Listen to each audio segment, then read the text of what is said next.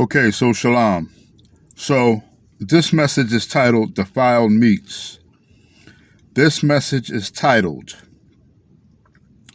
Defiled Meats, such as meats that you eat. Now, there's two types of defiled meats. Meats that are not legislated by Leviticus 11. Okay? Listen to what I'm saying because this is important. There are two types of defiled meats. Meats that are not legislated by the scriptures, the Torah, Leviticus chapter 11. Okay? And then you have defiled meats that are legislated by Elohim, but because of the times that we're in, wicked things are being done to these cows. Wicked things are being done to these chickens. Wicked things are being done to these turkeys. Okay? So, though cows, quails, chickens, turkeys, though they're legislated by the Torah, they're still defiled because of the wicked government and because of the wiles of Hashatan. Okay?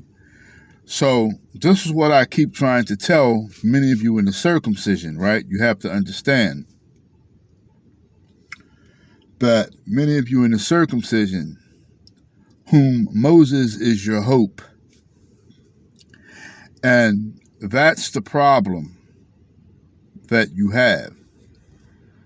Moses being your hope. So,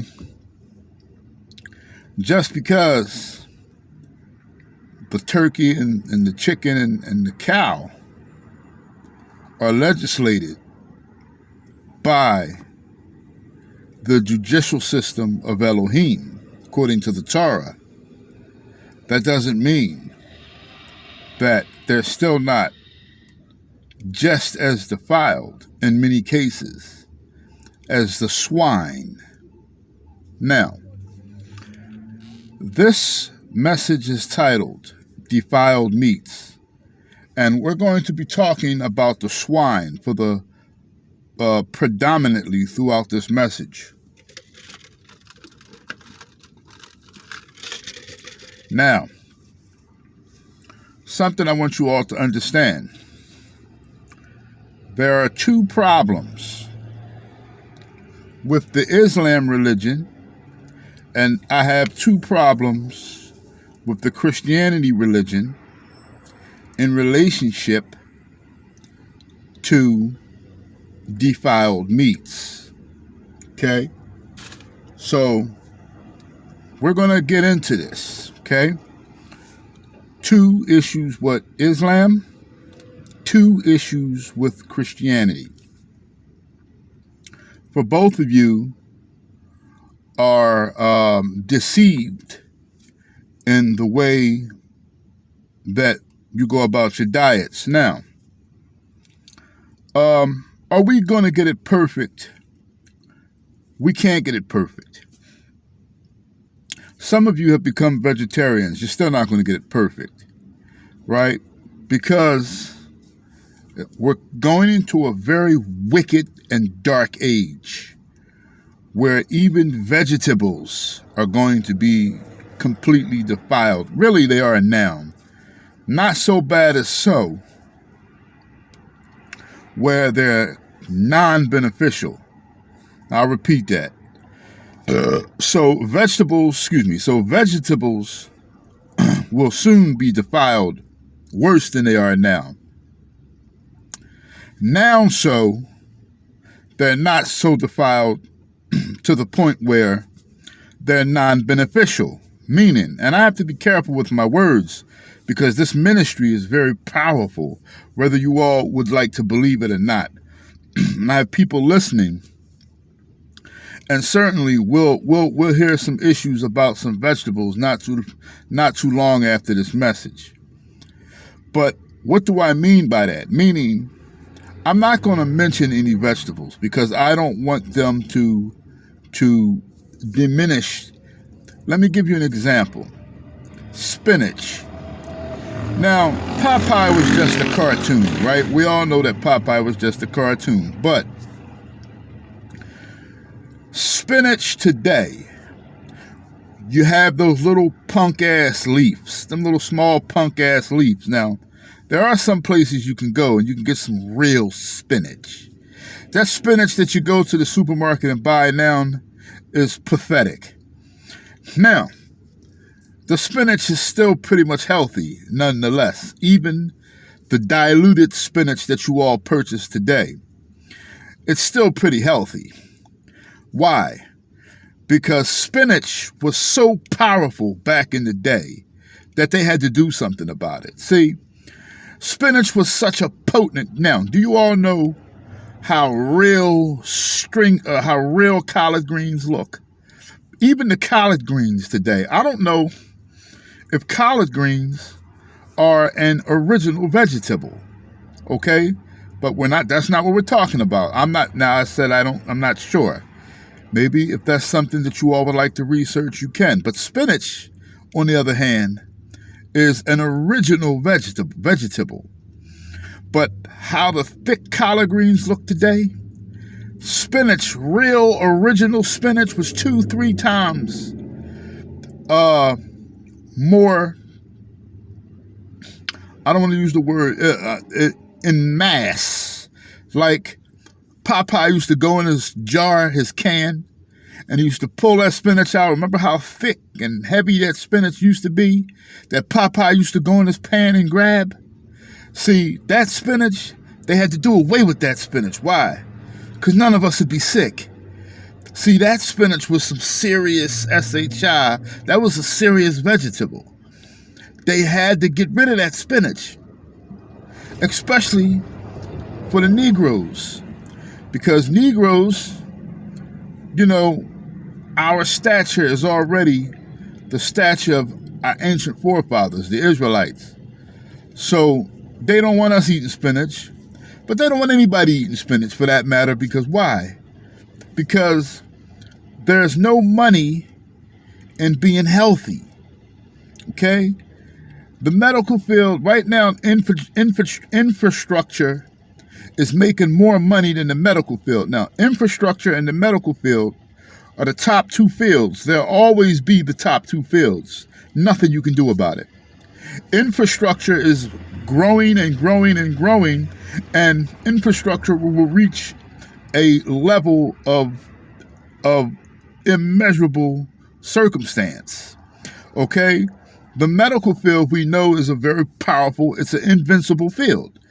The medical field isn't going anywhere, but the medical field, whether y'all believe it or not, is a little rocky. Now, when I say a little rocky, we know that the medical field is invincible, right? Of course it is. But it's been a little rocky lately. Why? Because people have been watching their health, right? But they're doing everything that they can, right? For the most part.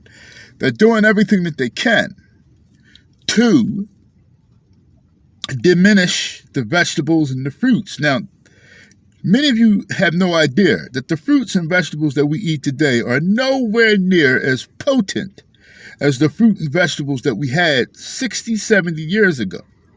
I don't want to even go back during the time of Christ because you know, that's before they even start. Well, things have been corrupted for a very long time now, right? But so even if you become a vegetarian, right? It's going to get to a point where, you know, people are truly going to have to start fasting. Okay? Now, um, two issues, two things that Christianity is doing wrong, two things that one thing Islam is doing wrong, and another thing they have misconstrued. Christianity are doing several things wrong when it comes to defiled meats. But we're going to get into it, right? So I want everybody to understand. Now, am I a perfect eater? Absolutely not. But many people have no idea the cataclysmic destruction that I did to my body when I was young. Cigarettes, obsessive drinking.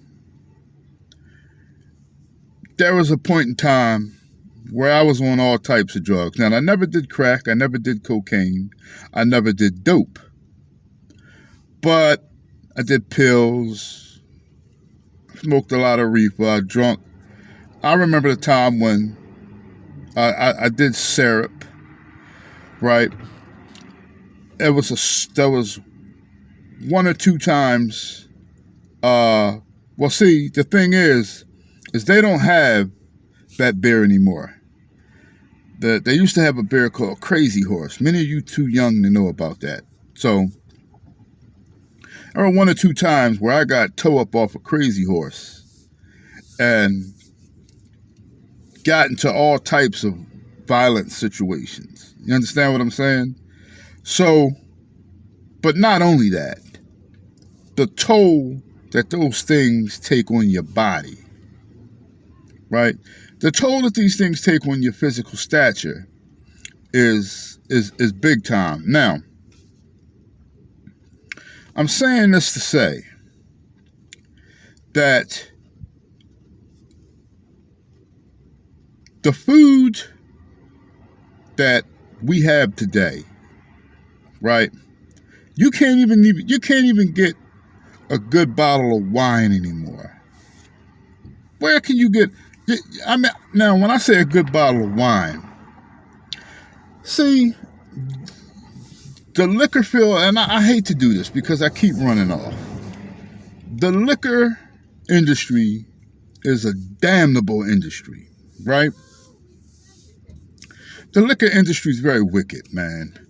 The liquor industry, they charge you more for imports and all of these things, right? But all of these things, you got to spend in order to, I'm talking about to get a nice, safe, relatively safe bottle of wine. And I know I'm about to say what I'm about to say. Now, I'm not saying that I do this, okay? Because I don't want you all to think that I'm some type of rich guy or something like that. Certainly, I'm a poor man, right? But in order to get a really safe bottle of wine, right, you got to spend hundreds of dollars, man. Hundreds of dollars, man. You know what I'm talking about? I'm talking about a bottle of wine where you can, be relatively carefree about and drink when you want to drink in your moderation. You go to the state store, man, and you sure enough better not reach at the bottom shelf. Because the shit that you reach for at the bottom shelf going to kill you. It's going to kill you. It's going to kill you. Right? So, but the Crazy Horse and the St. Ides and these things I did when I was younger, the Thunderbird, the Wild Irish Rose, these things are horrible, man. I wish I knew better, right? So you see, none of us are really as wise as we think we are. None of us are really as wise as we think we are. None of us are as wise as we assume that we are. Okay? So I want to say that, let me read because I want you all to understand what Christ and how Elohim feels about the swine. Okay? How does Elohim and how does Christ feel about the swine? All right? So now, let's go to Matthew chapter 8, verse 28. We're doing good with the time. Matthew chapter 8. We're going to start off with verse 28. And when he is Christ. And when Christ was come, so when Christ came to the other side of the country, of the Gargeneses, there met him so when Christ went to the other side of the country of Gargeneses, two possessed Negroes came out the graveyard. Let y'all know to stay away from those graveyards, okay? A lot of demonic activity takes place in graveyards, okay? So two devil-possessed Negroes came out of the tombs, exceedingly fierce, so that no man, so these two men, they were possessed, and they was causing so much grief that nobody wanted to go over there. That's why Christ was sent over there in the first place. And behold, they cried out. So these two possessed, so the devils within these two men, not the men themselves, because the men themselves had lost consciousness. The devils had completely took over the souls of these two men. And behold, now, I want y'all to know something, okay? I wanna iterate this, okay? Now, I'm not saying this with any authority, but I want you to listen. So when Christ came to the other side of the country, and he went, as he approached this graveyard, there were two men possessed with devils out of the tombs. So, I don't know what those two men were doing, okay? And whatever they were doing, I don't know what they were doing in the graveyard, okay? That's how they got possessed. They were fooling around in the graveyard. Now, I'm not going to just go ahead and make haste and say that these men were homosexuals, because you know there's a such thing as having sex with the dead, and there's a such thing as trying to raise the dead. It could have been some witchcraft going on in there. Okay, so those men could have been attempting witchcraft in the graveyard. There's many things you can do in the graveyard, right?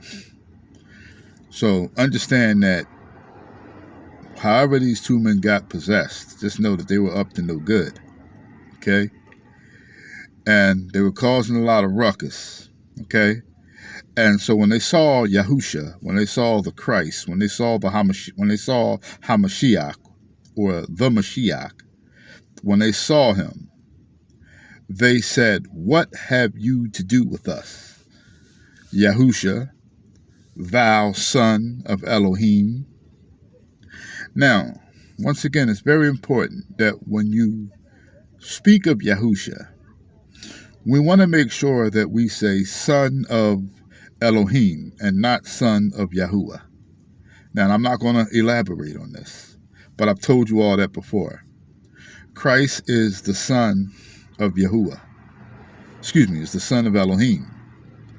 He's not the son necessarily of Yahuwah, even though Yahuwah and Elohim are interchangeable. But don't worry. All the things that I'm saying that making you scratch your head, I'm not going to speak about in this message, but there are some things that many of you think I'm wrong about, okay? I'm going to show you that I'm not, okay? But So they said, O son of Elohim, art thou come to hither to us torment? So in other words, Yahusha, these are the demons that are crying out, the devils that are possessing the two men. And they're crying out and they're saying, Yahusha, are you here to torment us before it's time for us? So in other words, these devils are understanding that they are going to the lake of fire. But they know the scriptures. See, so the Quran calls them traps, jinns. So these traps, these jinns, they understand that they're eventually going to burn into the hellfire. So some Hebrew Israelites and some Islams don't believe, some Muslims, you don't believe in the hellfire. That's very foolish of you, because the hellfire is very real. So I want to know, and I'll ask a skillful Muslim this, even though I have been studying the Quran lately. But I will, because I'm humble and because I don't know. When I get a chance, I'm going to ask a skillful Muslim, are jinns and demons exactly the same thing? Okay? Are they exactly the same thing? Do you Muslims believe in demons? Do you believe in spiritual wickedness in high places? And how do you view, what exactly is your understanding, and exactly what is your comprehension on Satan? Okay? Now, I'm going to ask that question. Okay? I'm not going to act like I know. I am not a master of the Quran. Okay? I'm not a master of the Bible. Okay? One can master the Quran, but no man can master the Bible. Okay? Like I said, someone can be a scholar of the Quran, but it is virtually impossible to be a scholar of the scriptures. Okay? I don't consider myself a scholar of the word of Christ. That's impossible. Now, am I skilled? The knowledge that Christ allows me to have, I give to you all. What I receive, I give to you all. Okay? So, these devils are going to ask Christ, are you here to send us to the, pretty much in so many words, are you here to send us to the torment, the lake of fire? And there was a good way off from them, and herd of many swine. So, they weren't called pigs then. Okay, pigs is a modern word. So swine, so English, so we're speaking in English, relatively, right? So, but anyway, not too far from Christ and these two possessed men were many pigs, okay? Were a lot of pigs, okay? And he said, so the devils besought him. So the devils said, Christ, listen, we know who you are. In other words, they didn't say that, but they knew who he was. So they besought him, and they said, they begged him. They said, Yahusha, if thou cast us out, suffer us to go away into the herd of swine. So these devils, knowing who Christ was, say, please, have mercy, basically, and cast us out into the herd of pigs. And Yahusha said unto the devils, and that word go is in red letters. He said, go. And when they came out, they went into the pigs. They went into the herd of swine, into the sows. And behold, the whole herd of swine ran violently down a steep place into the sea. and perished in the waters. So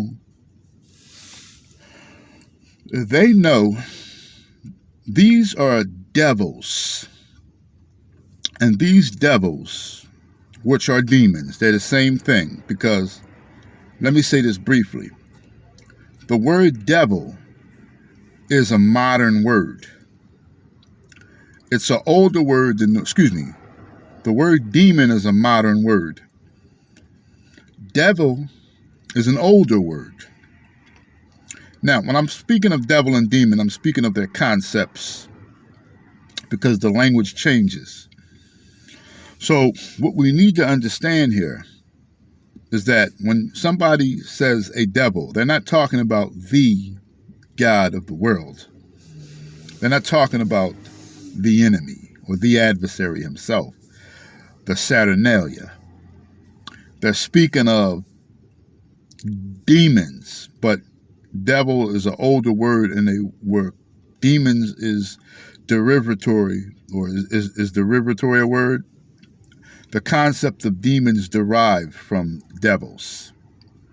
Okay, so they're basically, they've been around since the flood. Okay, now I've explained that to you all before, that devils or demons and fallen angels are not the same thing. Fallen angels are greater than devils. Okay? Devils, you can, even though they're stronger than us, you can bang with a devil. If someone's possessed, yeah, they'll be physically stronger than you, but you can still go toe-to-toe with them. You can't go toe-to-toe with a fallen angel. You understand what I'm saying? Which is the reason why the Satan, the adversary, and the other fallen angels, they are governed by the sovereignty of Christ, where they can't just come and put their hands on us. Because if Satan was allowed to put his hands on you, there's no way in the world you can stand toe-to-toe with that man. He's thousands of years old. You understand what I'm saying? So, now, eventually, for those of us who continue in our union with Christ, we will become greater than him. But right now, you don't want that hand-to-hand smoke with a fallen angel. Now, hopefully you all in religion, Christians and Muslims, and hopefully you believe in fallen angels. I don't know if the Muslims believe in fallen angels. I do know Christians believe in fallen angels, but they have a foolish concept. I'm talking about the Christians. Okay? So, well, dog, ain't you a Christian? Well, first of all, I have the right to say religion. And many camps think that what we study, many camps think that the truth is a religion. They say, well, because like, for instance, IUIC says that the truth is a religion. Okay? Well, religion is a way of life, but that's not what religion means. Okay? Religion, the word religion means to bind, and it's an entrapment. Okay? So now, so now you know that even the devils know how Christ felt about the swine, and how Elohim feels about the swine, how Allah feels about the swine, how Jehovah feels about the swine, right? That's what the Jehovah's Witnesses call them, right? And some of you Hebrew Israelites, you call him Yahweh, or whatever the case may be. Yahuwah is his name. At the end of the day, all of you are incorrect. But now I want you to understand something, okay? What I believe a religion. Am I in religion? Okay? And the few people who are like me, because there are a few, are we in religion? I'm going to give you proof that what I study is not a religion. Okay? Now, many of you believe the white man. Many of you do.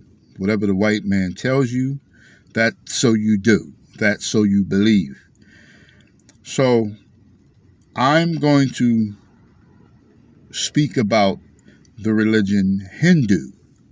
Now, we have the youngest religion, meaning Islam, that didn't come into practice till relatively, give or take, 15, 16, 700 years ago. So Islam is pretty much younger. Islam came out after the persecution of Yahushua HaMashiach. Islam came on the scene after the persecution of Christ. Many will say that the roots of Islam go back further, but that would be a false defense. Now, if we want to speak about Hinduism, let's speak it out. Hinduism is a false religion, okay? But I want to give some information on Hinduism, if you all will allow. The word Hindu this is what the white man says, so you don't have to believe me. The word Hindu is an exonym.